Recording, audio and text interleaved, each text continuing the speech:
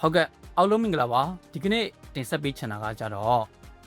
့ကျွန်တော်တို့ကပတ်ဖလားမှာဆိုရင်အဲ့ဒီအုပ်စု F ပွဲစဉ်မှာဆိုရင်ဒီဂျပန်နဲ့နယ်သာလန်တို့ရဲ့ပွဲစဉ်ကအရန်ကိုမှကြည့်လို့ကောင်းတဲ့အရန်ကိုမှရင်ခုန်စိတ်လို့ရှော့လို့ကောင်းတဲ့ပွဲစဉ်ပွဲအကြောင်းကိုကျွန်တော်တင်ဆက်ပေးချင်ပါတယ်ဒီပွဲမှာဆိုရင်ကျွန်တော်တို့ဒီနယ်သာလန်နဲ့ဂျပန်တွေကတူတူနဲ့တည်ကြသွားပါတော့တူတူနဲ့တည်ကြသွားတယ်ဆိုပေမဲ့အဲ့ဒီဘယ်လိုမျိုးမလဲဂျပန်က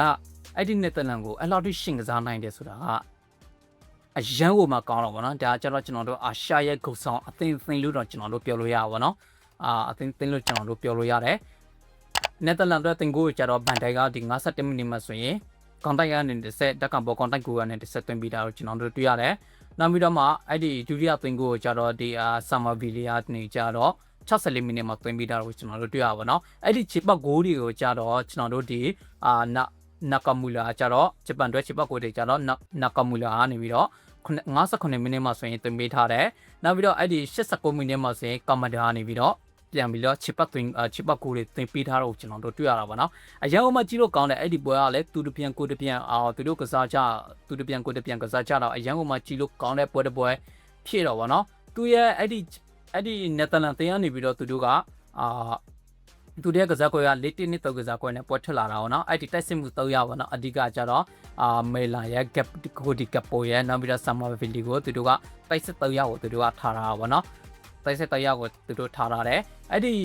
ဂျပန်တင်းကကြတော့သူတို့က3-4ကစားကွဲနဲ့သူတို့ကထွက်လာတာပေါ့နော်3-4ကစားကွဲနဲ့ထွက်လာ3-4ကစားကွဲနဲ့ထွက်လာတဲ့အတွက်ကြောင့်မလို့သူတို့ရဲ့တိုက်စစ်လို့နောက်ပြီးတော့နယ်သာလန်ကိုရှင်ပြန်နေဆိုတော့လောဝကိုအမခံဖြစ်သွားတာဗောနော်နောက်ပြီးတော့သူတို့ရဲ့အုပ်စုပွဲစဉ်ကိုပြန်ကြည့်မယ်ဆိုရင်လည်းဗောနော်ပြန်ကြည့်မယ်ဆိုရင်အုပ်စုပွဲစဉ်ကိုလည်းပြန်ကြည့်မယ်ဆိုရင်သူတို့ကအုပ်စု F မှာဗောနော်အရင်ကမှခက်ခဲတဲ့အုပ်စုတစ်ခုဖြစ်တယ်အမှဆိုရင်ဆွီဒင်တို့ဂျပန်တို့နယ်သာလန်တို့တူနီရှာတို့ပါဝင်တဲ့အတွက်ကြောင့်နယ်သာလန်နဲ့ဂျပန်တွေကနောက်တစ်ဆက်ကိုတက်လာနိုင်မလားဆိုတော့အရင်ကရင်ခေါ်ဖို့ကောင်းနေတယ်ဗောနော်ဘာဖြစ်လဲဆိုတော့ဆွီဒင်ကတူနီရှာကို2-2နဲ့အနိုင်ရထားပြီးတော့အုပ်စ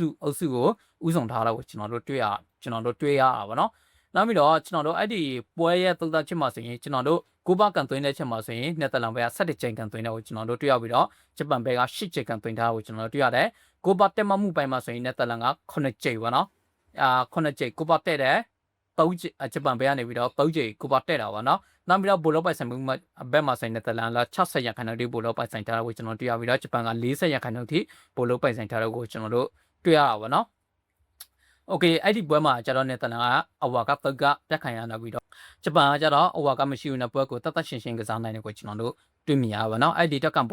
ကန်ဘောကန်တဲ့ချိန်မှာဆိုရင်လည်းနယ်သာလန်ကတက်ကန်ဘော9လုံးရဲ့နောက်ပြီးတော့ဂျပန်ဘက်ကတက်ကန်ဘော4လုံးရရှိထားကိုကျွန်တော်တို့တွေ့ရတာပါနော်โอเคနောက်ထပ်ပွဲစဉ်တစ်ခုဖြစ်တယ်ပေါ့နော်နောက်ထပ်ပွဲစဉ်တစ်ခုဖြစ်တယ်အဲ့ဒီဂျာမန်နဲ့ခိုရာဆွန်ပွဲစဉ်ပေါ့နော်အဲ့ဒီပွဲကလည်းအားကိုကောင်းလိုက်ကျွန်တော်ကဘယ်လိုမျိုးအမရစေလဲဆိုတော့အဲ့ဒီ2014ကပတ်ဖလာတဲ့ကအဲ့ဒီဆီမီဖိုင်နယ်မှာပေါ့နော်ဘရာဇီးတင်းကဂျာမနီတင်းကဘရာဇီးတင်းကို9-9ဆိုတဲ့ပွဲစဉ်ရလောက်ကိုကျွန်တော်ကိုပြန်လဲပြီးတော့အမရစေတယ်ပေါ့နော်အဲ့ဒီ2014တက်ကလည်းဂျာမန်ကနေပြီးတော့ကပတ်ဖလာချန်ပီယံဖြစ်သွားတဲ့နေ့ပေါ့နော်အဲ့ဒီနေ့ကိုကျွန်တော်တို့ကိုပြန်လဲပြီးတော့အမရစေတယ်ပေါ့နော်2014ခုနှစ်ကိုကျွန်တော်တို့ကိုပြန်ပြီးတော့အမရစေတယ်အခုဒီနေ့မှာလည်းဂျာမန်ကနေပြီးတော့အဲ့ဒီအမတရကိုပြန်လဲပြီးတော့သက်ဆောင်လာတာပေါ့နော်ဘယ်လိုမျိုးသက်ဆောင်လာလဲဆိုတော့အဲ့ဒီခေါ်ရာဆောင်ကိုသူက9-9ဆိုတဲ့ရလာနဲ့9-9ဆိုတဲ့ရလာနဲ့ကိုအပြတ်ပတ်ကိုအနိုင်ရရှိတာသွင်းထားကိုကျွန်တော်တို့တွေ့ရပါတော့နောက်ပြီးတော့ဂျာမန်ရဲ့ဂိုးတွေကိုအဲ့ဒီဟိုပါနော်ဒီကန်ဟာဘက်ကနေပြီးတော့45မိနစ်မှာဆိုရင်ပင်နတီတစ်ဆက်သွင်းပေးထားတယ်နောက်ပြီးတော့88မိနစ်မှာဆိုရင်လည်းသွင်းပေးထားတာပေါ့နော်အဲ့ဒီပွဲမှာဆိုရင်ကန်ဟာဘက်က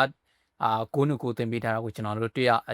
့ရတယ်ပေါ့နော်နောက်ပြီးတော့ကျွန်တော်တို့အဲ့ဒီဂျာမန်ရဲ့ပွဲထက်လူစီးရင်ကိုကျွန်တော်တို့ကြည့်လိုက်မယ်ဆိုရင်လည်းအရန်ကိုမှtop 10တော့ဗောနော်အဓိကကျတော့သူတို့က၄နှစ်တုတ်တဲ့ကစားကွဲနဲ့ပွဲထွက်လာတယ်အဲ့ဒီစတာနေတို့မာလာစီယာတို့ဝိုက်တို့နောက်ပြီးတော့ harvest တို့ရဲ့တိုက်ဆက်တွဲလောဝကိုအမခံဖြစ်တော်တာကိုကျွန်တော်တို့တွေ့ရပါနော်အဲ့လိုပဲတိုက်ဆက်တွဲလုံးတွေကအရန်အမကန်ဖြစ်လို့ပဲအဲ့ဒီခိုရာဆောင်9-9ဆိုတဲ့ရလာနဲ့နိုင်ရရှိတာကိုကျွန်တော်တို့တွေ့ရတာဗောနော်အဲ့ဒီပွဲတွေရဲ့ statistic ကိုကျွန်တော်တို့ကြည့်လိုက်မယ်ဆိုရင်လည်းဂျမန်ဘက်ကအဲ့ဒီပွဲမှာဆိုရင်ကိုပါကောင်တယ်မှု26ကြိမ်တော့မှရှိတယ်26ကြိမ်အဲ့တော့ကိုပါတက်တဲ့က17ကြိမ်ကိုပါတက်တာ17ကြိမ်နောက်ပြီးတော့ဘောလုံးပိုင်ဆိုင်မှုမှာဆိုရင်65ရာခိုင်နှုန်းထိဘောလုံးပိုင်ဆိုင်ထားကိုကျွန်တော်တို့တွေ့ရတယ်နောက်ပြီးတော့မှသူတို့ကတက်ကန်ဘော8ကြိမ်ထိသူတို့ ရထားတယ်နောက်ပြီးတော့အဲ့ဒီပွဲမှာဆိုရင်ထူးခြားတာကအဝါကတကားမှတက်ခံရတဲ့ပွဲမရှိဘူးနော်နှစ်သိန်းစလုံးအဝါကတခုအဝါကရောအနေကရော0ဖြစ်သွားတော့ကျွန်တော်တို့တွေ့မြင်ရတဲ့ပွဲတစ်ပွဲဖြစ်တော့ဗောနော်အရန်ကိုမှကောင်းတဲ့ပွဲဖြစ်တယ်ဗောနော်โอเคအဲ့ဒီအောက်စုโอเคအဲ့ဒီအောက်စု E ရဲ့ဂျမန်ရဲ့အောက်စု E မှာဆိုရင်ဂျမန်ရဲ့အောက်စု E မှာဆိုရင်ပဲသိန်းတွေကများနောက်တစ်ဆက်တက်လန်သွားနိုင်ပြီလို့ကျွန်တော်တို့စောင့်ကြည့်ရမှာဗောနော်အဓိကတော့ဂျမန်ရဲ့အမ်ဘလီကိုရဲ့ Ecuador ရဲ့နောက်ပြီးတော့ Corazon ဆိုတဲ့အသိန်းလေးသိန်းနဲ့ရှိတော့ဗောနော်အဲ့ဒီမှာဆိုရင်ဂျာမနီကကြောဒီ2014တကလူမျိုးကမ္ဘာဖလားကိုပြန်လဲပြီးတော့တဖန်ပြန်လဲပြီးတော့ကန်ညံ့နာမီလဲဆိုတော့ကိုအရန်ကိုမှစိတ်ဝင်စားပြီးကောင်းအရန်ကိုမှစိတ်ဝင်စားဖို့ကောင်းပြီเนาะโอเคတော်တော်ချစ်လေးတွေကို comment မှာရေးပေးခဲ့ကြပါဦးအားလုံးကိုကျေးဇူးတင်ပါတယ်ကျွန်တော်ရဲ့ channel ကိုလည်း like and subscribe လုပ်တော့မင်းနဲ့အောင်နောက်ထပ်ဗီဒီယိုမှာတွေ့ကြအောင်